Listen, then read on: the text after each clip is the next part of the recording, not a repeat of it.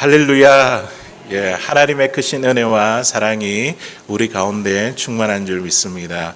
예, 우리가 눈도 오고 지난주도 눈이 왔는데 또 이번 주말에도 눈이 오고 추운 날씨 가운데 있지만 또 그럼에도 불구하고 그리스도의 풍성한 사랑에 힘입어 이 예배 자리에 나오신 우리 성도님들 주님의 이름으로 환영하고 축복합니다. 예, 우리 앞뒤 좌우로 보시면서 우리 격려의 인사, 사랑의 인사, 우리 함께 예배함이 은혜입니다. 우리 함께 예배함이 은혜입니다. 함께 예배함이 기쁨입니다. 우리 함께 예배함이 기쁨입니다. 아멘. 예, 오늘도 말씀을 사모하는 저와 여러분들을 위해서 우리 하나님께서 영의 양식으로 크신 은혜를 예배하고 계신 줄로 믿습니다. 오늘 주신 말씀을 가지고 우리 어떤 선택을 할 것인가. 오늘 빌라도가 예수님을 신문하는 그런 장면인데요. 세 가지 정도 테마로 이렇게 생각해 보고자 합니다. 빌라도의 선택은 무엇이었는가, 그리고 또 대중들의 선택은 어떠한 것들인가, 또 우리 예수님의 선택은 무엇인가, 우리는 어떤 선택을 해야 될 것인가, 이런 주제를 가지고 같이 말씀을 나누기를 원합니다. 2013년 된 것 같습니다. 케냐의 한 변호사, 인디디아라는 그 변호사가요, 국제사법재판소에 재밌는 소송 하나를 걸었습니다. 그게 뭐냐면 2000년 전에 빌라도가 판결했던 예수님의 십자가 처형이 무효다, 이런 소송을 이렇게 걸었습니다. 그래서 이게 굉장히 그 당시에 큰 화제가 되었습니다. 그는 이 소송으로 예수님의 존엄성을 찾고 이 십자가형이 무효임을 세상에 밝혀내기 위해서 이런 소송을 걸었다고 합니다.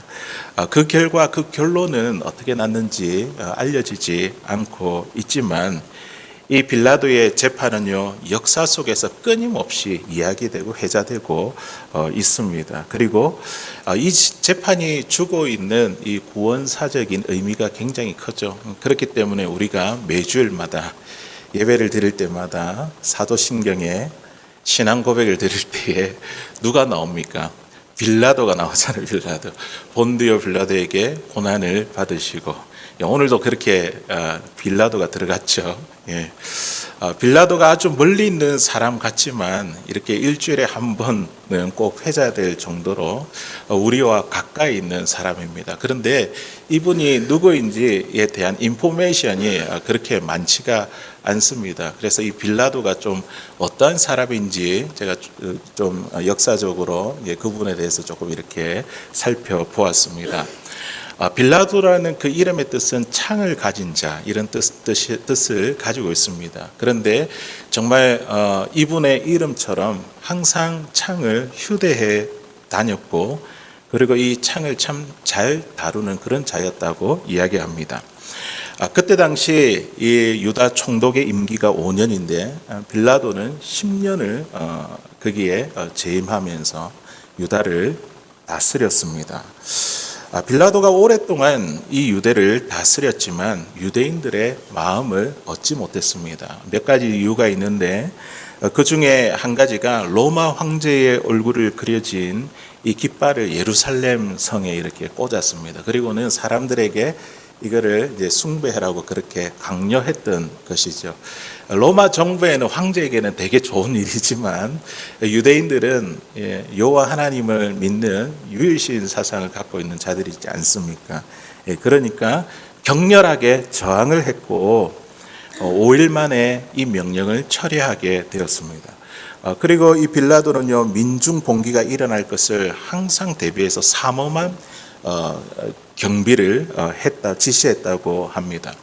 이 유대의 로마 군인들로 이렇게 늘 있는 곳마다 장악해 있고, 그런 긴장감이 감돌고 있으니 어떤 유대인들이 이 빌라도를 좋아하겠습니까? 예. 그리고 이 역사가들이 이 빌라도를 평가할 때에 굉장히 사악한 자다, 이렇게 평가를 내렸습니다. 그런데 겉으로는 강하고 사악한 사람일수록 내면이 어떤 사람이 많습니까? 내면이 약하고 자존감이 약한 그런 경우가 많습니다. 빌라도도 마찬가지였습니다. 항상 주변을 의식했고 누군가 자기를 헤아려 하지 않는가, 시기와 상황이 맞는지 살폈으며 그리고 힘있고 유력한 사람에게 줄 서기를 잘했습니다. 진짜 정치인이죠, 정치인. 그래서 오랫동안 이 총독의 자리를 유지할 수 있었습니다. 그런데 이 유대 고대사를 기록한 이 요세푸스에 의하면요, 빌라도는 훗날 스스로 자기 목숨을 끊었다고 전합니다. 예수님을 십자가에 못 박게 한 이 죄책감으로 인해 괴로워하다가 끝내 죽음을 선택했다는 것이죠. 자, 우리가 오늘 이 말씀의 배경을 조금 더 살펴보면요, 오늘 예수님을 신문했을 그때가 6월절이 거의 6월절이 다 되었습니다. 다가오자 이스라엘 사람들은 그 6월절을 기념하기 위해서 각처에서 이렇게 예루살렘으로 모여들었습니다. 로마 정부에서도 이 유대인들의 움직임에 매우 관심이 집중되어 있었습니다. 왜냐하면 이 6월절은 어떤 날입니까? 출애굽한 그날을 기념한 절기잖아요.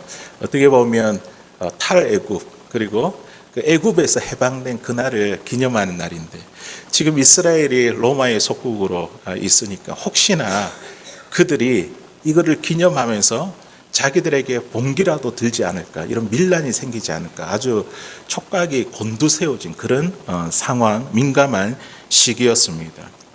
그때에 유대의 종교 지도자들이 예수님을 고발한 사건이 들어오게 되었습니다. 정치하는 사람은 이것을 하나의 기회로 삼으려고 하죠. 이 유대 종교 지도자들이 이런 문제를 가지고 자기한테 찾아오니까 이걸 가지고 어떤 정치적인 이런 이익, 이런 유익들을 한번 이렇게 해보려고 그렇게 먼저 가늠해 보지 않겠습니까? 빌라도는 이 사건을 가지고 유대 종교 지도자들의 마음을 살 수 있는 좋은 기회라고 여겨지고 이것을 가지고 한번 어떻게 해보려고 그렇게 마음을 잡았습니다. 자, 그런데 그런 빌라도에게 아내가 이런 조언을 하게 됩니다. 마태복음 27장 우리 19절에 있는 말씀인데요, 우리 같이 한번 읽어보도록 하겠습니다. 시작. 그의 아내가 사람을 보내어 이르되 저 오른 사람에게 아무 상관도 하지 마옵소서. 오늘 꿈에 내가 그 사람으로 인하여 애를 많이 태웠나이다 하더라. 아멘. 지금 예수를 고발하는 이 사건을 가지고 빌라도가 뭔가를 지금 재판을 진행해서 사람들의 마음을 좀 얻어보려고 이렇게 준비를 하고 있는데, 아내가 뭐라고 이야기를 하고 있습니까? 내가 지난밤에 꿈을 꿨는데 이 예수, 이 사람 때문에 굉장히 괴로웠다. 그러니까 그 사람을 손도 대지 마라. 지금 그렇게 빌라도 남편에게 그렇게 조언을 하고 있는 것이죠. 그런데 빌라도는 어떻게 합니까? 이 아내의 만류에도 불구하고 그런 정치적인 이익, 유익, 욕심, 야망 때문에 불법이라도 이 재판을 강행하려고 했습니다. 자, 그런데 이 예수님을 막상 신문에 보니까 정말 그에게서 아무런 문제점을 찾지 못했습니다. 어떤 죄도 발견하지 못했습니다. 그래서 예수님을 법정에 데리고 온 이 대제사장들에게 이렇게 되물었습니다. 누가복음 23장 22절 우리 읽어볼게요. 시작. 빌라도가 세 번째 말하되 이 사람이 무슨 악한 일을 하였느냐? 나는 그에게서 죽일 죄를 찾지 못하였으니 때려서 넣으리라 하니. 아멘. 빌라도는 알았습니다. 죄가 없다는 거죠. 아무런 문제. 세 번이나 그 만류를 했다는 거죠. 그럼에도 불구하고 이 빌라도는 어떤 결정을 내렸다고요? 어떤 선택을 하게 되었습니까? 예수님에게 사형을 언도했습니다. 그가 사형이라는 극단적인 선택을 한 것은 순전히 뭐죠? 자기의 그 정치적인 야욕, 욕심 이런 것 때문이죠. 그리고 대중들에게 또 유대 종교 지도자들에게 마음을 얻어 자신의 정치적인 입지를 굳히기 위함이었습니다. 사랑하는 성도 여러분, 오늘 참 이 불법인 줄 알면서 이 사형을 언도하는 이 빌라도의 모습 가운데 우리의 모습, 혹시 저와 여러분들의 모습이 보이지 않습니까? 내가 행하는 일이 불법이고 죄이며 엄연히 잘못된 줄 알면서도 우리는 내 욕심 때문에, 내 이익 때문에 눈 감고 그 일을 선택하는 것은 아닙니까? 하나님, 지금 이 순간만 눈 한번 싹 감아주세요. 그렇게 하며 내 이익을 먼저 주장하며 그렇게 선택하는 우리의 모습은 아닙니까? 우리가 사람의 마음을 얻는 것보다 더 중요한 것이 무엇일까요? 사람의 마음을 얻기보다도 누구의 마음을 얻는 거는요? 하나님의 마음을 얻는 게, 하나님께 마음을 얻는 게, 이것이 우리의 삶에 더 중요한 줄로 믿습니다. 이런 상황 가운데 우리가 사람의 마음을 얻기보다 하나님이 정말 기뻐하시는 것이 무엇일까?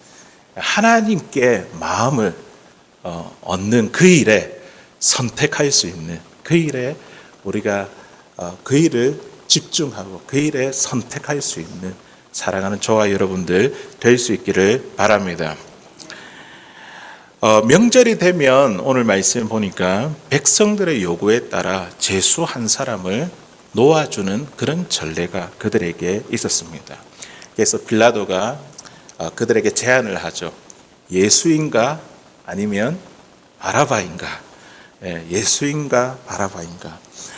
그런데 대다수 민중들이 누구를 풀어 놓아 달라고 이야기를 합니까? 바라바를 풀어 놓아 달라고 합니다. 그러면 예수님은요, 어떻게 하라고요? 십자가에 못 박으라는 거죠. 요한복음 18장 40절에 있는 말씀에 보니까요, 우리 같이 읽어보겠습니다. 시작. 그들이 또 소리 질러 이르되 바라바는 강도였더라. 아멘. 사람들이 누구를 선택했다고요? 다수의 사람들이 바라바를 외쳤습니다. 바라바를 풀어 놓아주라. 성경은 바라바를 강도라고 이렇게 묘사하고 있는데 실질적으로 그는 로마의 정권에 대항하는 열심당원 가운데 한 사람이었습니다. 열심당원. 유대인들에게 이 열심당원은요, 율법을 충실히 지키고 하나님께 열정적으로 헌신한 자를 의미했지만, 이게 이제 나중에는요, 로마를 몰아내기 위해 무장 독립투쟁을 벌이는 단체로 창설되어 활동을 했습니다. 그러면 어떻게 보면 이 바라바는 어떤 사람입니까? 이스라엘을 위해서, 이스라엘의 독립투쟁을 위해 싸운 사람이죠. 단순한 강도가 아니라 일종의 독립운동가로 볼 수 있습니다. 자, 그런데 그런 바라바를 어떻게 해요? 놓아주고 예수님을, 죄 없는 예수님을 십자가에 못 박으라고 사람들이 요구하고 있습니다. 그렇게 요구한 이유가 무엇일까요? 이스라엘 백성들은요, 예수님에 대한 기대감이 있었어요. 어떤 기대감이 있었습니까? 이분이 메시아였는데 하나님이 생각하는, 말씀하는 그런 메시아가 아니라 이들이 생각하는 메시아가 있습니다. 로마의 압제에서 우리를 해방시키고, 그리고 다윗의 나라와 같은 그런 아주 굳건한 나라를 세우는 그런 정치적인 메시아를 이 사람들이 기대한 것이죠. 자기를 로마의 압제에서 구원할 그런 메시아를 기다렸는데, 그런데 지금 예수님의 모습 형편이 어떠합니까? 불법이 자행되는 그런 재판 가운데서도 속수무책으로 당하고 있는 이 예수님을 보니까 더 이상 이 사람에게는 희망이 없어. 그들이 그렇게 생각했던 것이죠. 사실 이들은요, 예수님이 나귀를 타고 예루살렘 성에 입성할 때에 어떻게 했던 자들입니까? 호산나 다윗의 자손이요 이러면서 막 외치고 종려나무 가지를 흔들면서 마치 왕의 행사를 방불케 하는 그런 일들을 행했던 자들입니다. 그런데 그런 자들이 지금 어떻게 하고 있다고요? 바라바를 놔주고 예수님을 십자가에 못 박으라는 것. 자기들의 기대와 다르다는 것이죠. 그들의 기대와 달리 아무 저항 없이 무기력한 이 예수님의 모습에 실망하여 돌아선 것입니다. 오히려 무력을 동원해 로마의 정권의 간담을 서늘하게 했던 이 바라바가 그들의 가치관과 방식에 부합한 인물이라 판단하여 그를 풀어주라는 것이죠. 사랑하는 성도 여러분, 우리는요 예수님에 대해서 어떠한 기대감을 가지고 그분을 믿고 따르고 있습니까? 오늘 대중들은 어떤 기대감을 가졌다고요? 이분이 로마의 압제에서 우리를 해방할 정치적인 메시아다, 그런 기대감. 그런데 자신의 기대감에 맞지 않으니까 어떻게 해요? 예수님을 버렸잖아요. 예. 우리는 예수님을 믿을 때, 믿고 따를 때 어떤 기대감을 가지고 그 주님을 믿고 따르고 있습니까? 우리가 예수님을 믿을 때 이렇게 생각을 하게 됩니다. 내가 예수님을 믿으면 내 모든 일이 잘 되고 형통하며 또 복을 받고 그렇게 살 거야. 그런데 막상 예수님을 믿어보니까 어떻게 해요? 우리의 삶에 여전히 삶의 위기가 있고 어려움이 있는 그것을 그대로 보게 됩니다. 그럴 때에 저와 여러분들 어떻게 합니까? 실망합니까? 예수님 안 따라야 되겠다, 그렇게 우리가 그렇게 결단을 합니까? 그래서 예수님을 다녀서는 내가 따라다니는 일에 포기하겠다, 그러면 우리는 이 대중들의 선택과 다름이 없다는 것이죠. 우리 예수님은요 도깨비 방망이처럼 내가 원하고 필요할 때 존재하시는 분이 아니십니다. 우리 예수님은 어떤 분이십니까? 무엇을 위해서 이 땅에 오셨습니까? 우리의 죄와 죽음의 문제를 해결하기 위해 이 땅에 오신 메시아, 하나님의 아들이십니다. 우리의 죄 때문에 하나님과의 관계가 이렇게 끊어져 있는데, 막혀져 있는데 그것을 뚫고 그 하나님과 우리와의 관계를 회복시키기 위해서 이 땅에 오신 분이죠. 그분이 우리 예수님이잖아요. 우리는 그 예수님 때문에 이제는 어떻게 살게 되었습니까? 하나님과 항상 연결된 자, 하나님과의 관계에 있어서 막힘이 없고 그리스도의 보혈 때문에 항상 그 관계가 연결된 자로 우리가 살 수 있게 되었습니다. 이것이 저와 여러분들이 예수 믿고 나서 가장 달라진 점이에요. 지금도 아직까지도 예수 믿고 자꾸 복만 막 추구하면서 그렇게 따라다니면 안 됩니다. 예수님은 우리의 영적인 이 문제를 해결해 주신 분, 그 주님 때문에 항상 우리가 하나님과 연결된 자로 우리가 살 수 있게 되었습니다. 그래서 우리의 인생이 힘들고 어렵고 괴로워도 하나님이 우리 곁에 늘 계시니까 그런 상황 가운데서도 우리 입술에 뭐가 나옵니까? 감사도 나오고 찬양도 나오고, 괴롭고 힘들어도 하나님이 우리 곁에 계시니까, 그 관계가 뚫려져 있으니까 그런 어려움도 이겨낼 수 있는 것입니다. 대중들은 오늘 바라바를 선택했지만 예수님을 버리고 바라바를 선택했죠. 그들의 기대와 다르기 때문에. 우리는 오늘 누구를 선택하겠습니까? 우리의 필요를 채워줄 수, 우리의 영원한 필요를 채워줄 수 있는 그분. 나의 필요에 따라 예수님을 취사 선택하는 우리의 삶이 아니라 한결같이 변함없이 그 주님을 선택하는 사랑하는 저와 여러분들 다 될 수 있기를 주의 이름으로 간절히 소원합니다. 우리 빌라도의 선택, 대중의 선택, 그리고 우리 예수님의 선택을 또 우리 한번 살펴보십시다. 예수님은 이러한 불법 재판에 대해서 오늘 어떻게 반응하셨죠? 예수님 모습 보니까 침묵으로 일관하셨습니다. 마가복음 15장 5절에 있는 말씀 우리 같이 한번 읽어보도록 하겠습니다. 시작. 예수께서 다시 빌라도가 놀랍게 여기더라. 아멘. 지금 고발한 사건을 가지고 이런저런 이제 질문을 해보면서 예수님께 물어보지만, 그러나 예수님은 어떻게 해요? 일관되게 아무런 대답 없이 침묵으로 그 질문에 응했습니다. 왜냐하면 이 재판이 불법이라도 진행되어야 인류 구원을 위한 하나님의 계획이 완성된다는 것을 우리 주님이 아셨기 때문입니다. 혹시나 내가 어떤 말이라도 해서 하나님의 뜻을 거스릴까 봐, 하나님의 뜻이 이렇게 잘못될까 봐 우리 예수님은요 입을 일절 열지 않았습니다. 만일 저와 여러분들이 이런 억울한 상황 가운데 놓이게 될 때 우리는 어떻게 합니까? 억울한 상황, 우리가 어떻게든 말로서 아니면 이렇게 증거를 갖고 나왔더라도 나의 결백함, 억울함을 이렇게 이야기할 거 아닙니까? 풀어내야 되잖아요. 어쩌면 예수님이 욕먹어도, 교회가 욕먹어도 내가 억울하고 내 명예와 자존심이 짓밟히는 것, 여기에 대해서 우리는 너무 못 견뎌야 할 것입니다. 다른 무엇보다도 나의 억울함을 풀어내는 것이 내 삶의 먼저라는 것이죠. 내 결백함을 주장하는 것.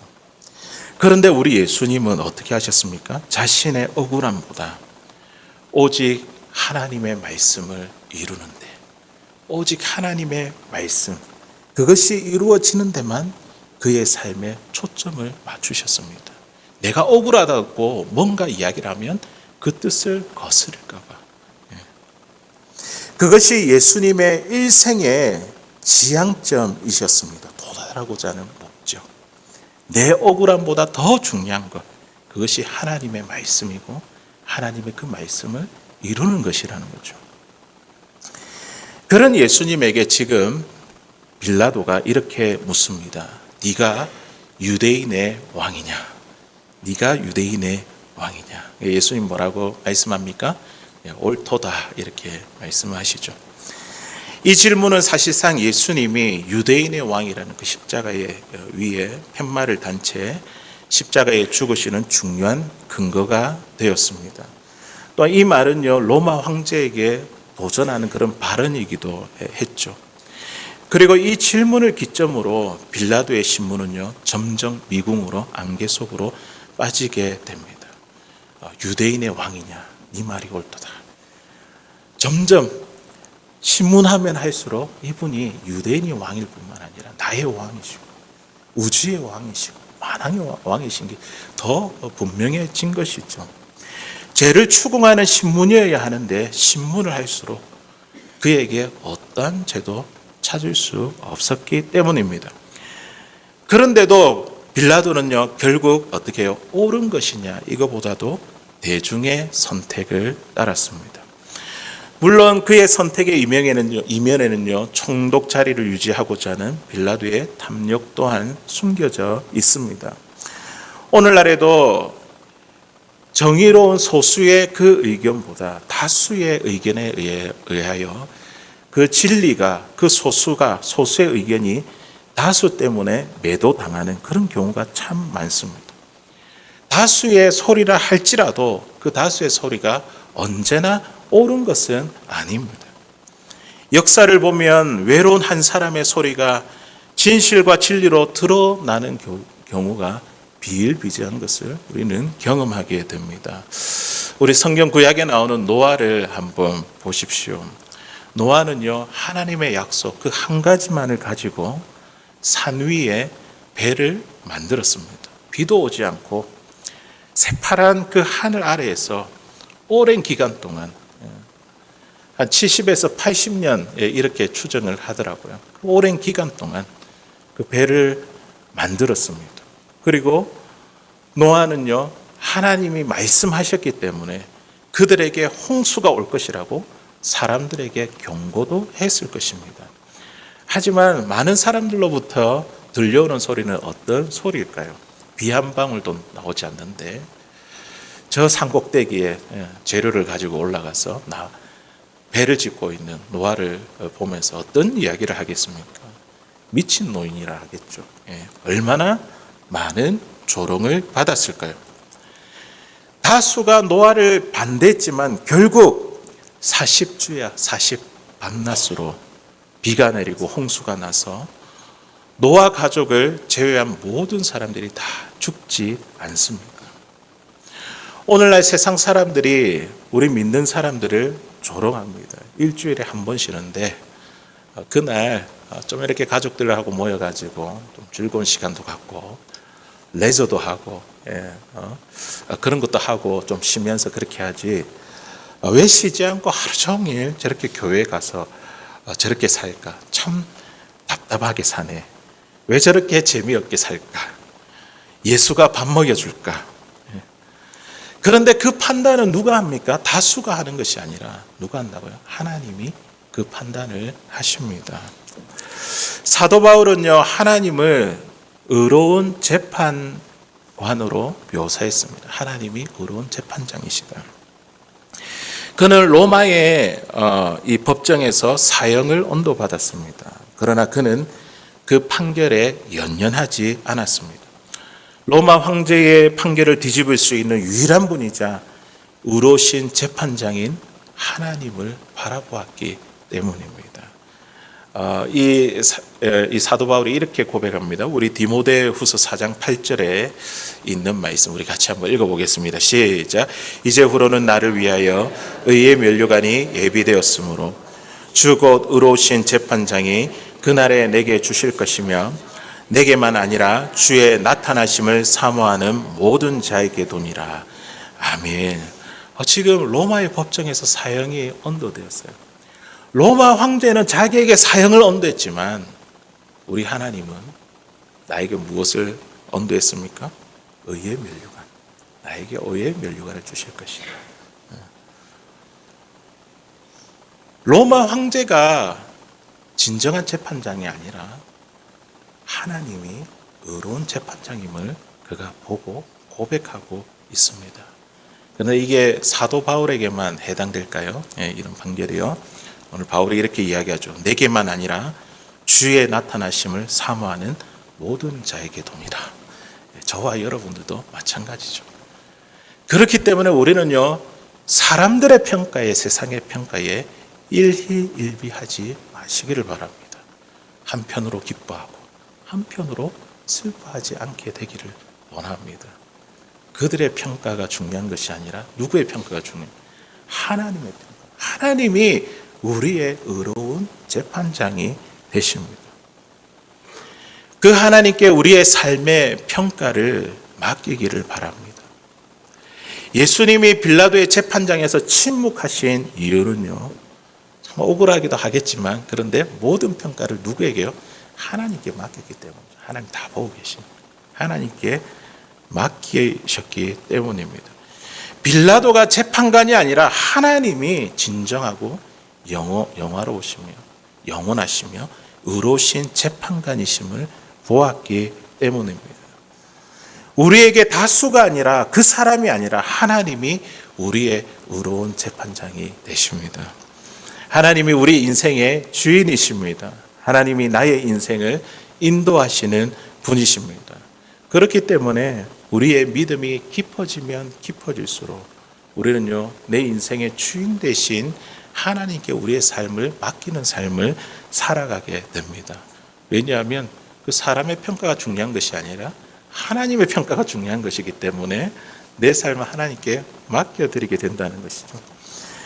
모두가 같은 곳을 바라보고 있을 때 만약 그 길이 하나님이 보시기에 옳지 않다고 판단되면요, 단호하게 돌아설 수 있는 그 사람이 정말 멋진 사람입니다. 모두가 비난의 소리를 높일 때에 하나님 보시기에 그 판단이 옳지 아니하면 서슴없이 돌아서서 비난받는 자의 편에 서는 것이 우리 그리스도인들의 진정한 용기입니다. 그래서 사도 바울은요, 다음과 같이 이렇게 권면을 합니다. 로마서 12장 2절에 있는 말씀 우리 같이 한번 읽어보도록 하겠습니다. 시작. 너희는 변화를 받아 하나님이 선하시고 기뻐하시고 온전한 뜻이 무엇인지 분별하도록 하라. 아멘. 뭐라고요? 세상의 눈치를 보지 말고 이 세대를 본받지 말고 어떻게 하라고요? 하나님의 뜻이 무엇인지 분별하며 살아가야 되는 것이 저와 여러분들의 믿음의 삶인 줄로 믿습니다. 세상의 다수가 그들의 문화와 가치관으로 그렇게 우리가 살아가도록 우리에게 날마다 우리에게 도전할 겁니다. 그리고 우리에게 강요할 겁니다. 그때 저와 여러분들이 취해야 할 자세가 무엇입니까? 이 세대를 본받지 말고 다수의 행보에 세상의 문화와 가치관 그게 강요되는 데에 우리는 이 세대를 본받지 말고, 이 세대를 본받지 말라는 것은요, 세상에 대해서 카피하지 말라는 거예요. 카피, 따라하지 말라, 복사하지 말라, 그들을 닮지 않는 것, 그들과 똑같이 살아가지 않는 것입니다. 그리스도인들이 세상의 다수 앞에 외로운 결단에 내몰릴 때가 있습니다. 그래서 이익을 포기하고 손해를 감수해야 될 때가 찾아온다는 것이죠. 그때에 우리 그리스도인들에게 필요한 것은 용기와 담대함인 줄로 믿습니다. 세상보다 크고 다수보다 크신 주님을 바라보는 믿음의 눈이요. 그 주님을 바라보면요, 주님께서 우리에게 믿음의 용기와 담대함을 우리에게 주실 줄로 믿습니다. 마지막으로 빌라도가 예수님께 이렇게 묻습니다. 우리 요한복음 18장 38절, 우리 마지막 신문하는 그 장면이 뭔가 한번 읽어보겠습니다. 시작. 빌라도가 이르되 진리가 무엇이냐 하더라. 이 말을 하고 다시 유대인들에게 나아가서 이르되 나는 그에게서 아무 죄도 찾지 못하였노라. 아멘. 빌라도가 예수님에게 마지막으로 신문하는 질문이 무엇입니까? 진리가 무엇이냐?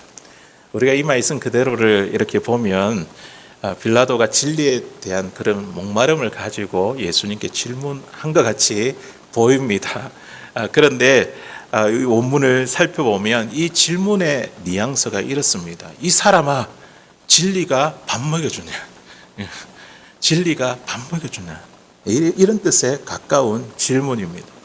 진리를 비아냥거리는 그런 질문이라는 것이죠. 이는 우리가 그리스도인으로 살아가면서 세상 사람들로부터 받는 이러한 질문. 진리가 무엇이냐?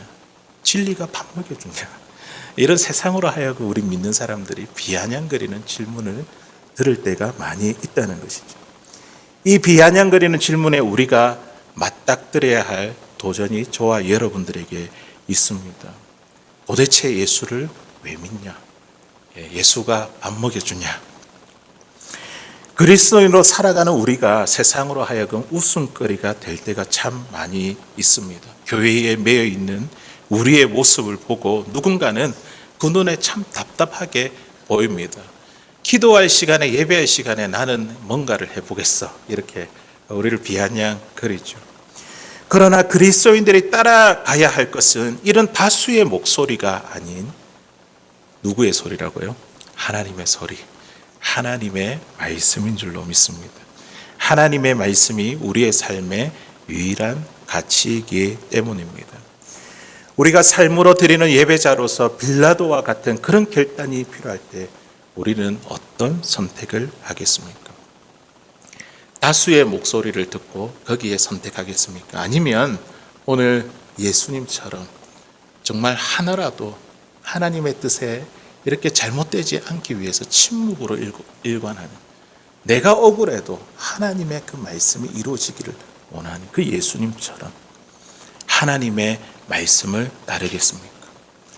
세상 사람들이 이 사람아 진리가 밥 먹여주냐, 예수가 밥 먹여주냐, 이런 비양거리는 사람들의 질문 앞에 저와 여러분들은 어떻게 반응하겠습니까? 여러분 어떻게 반응하겠습니까? 우리도 정면으로 승부해야 됩니다. 어떻게 해요? 진리가 밥 먹여준다. 예수가 밥 먹여준다. 이런 담대함. 하나님이 우리를 지켜보고 계시고 하나님이 우리의 의로운 재판장이 되시는데 그 하나님을 바라보고 그 하나님의 말씀을 따를 수 있는 담대한 믿음의 사람들 다 될 수 있기를 주의 이름으로 간절히 소원합니다.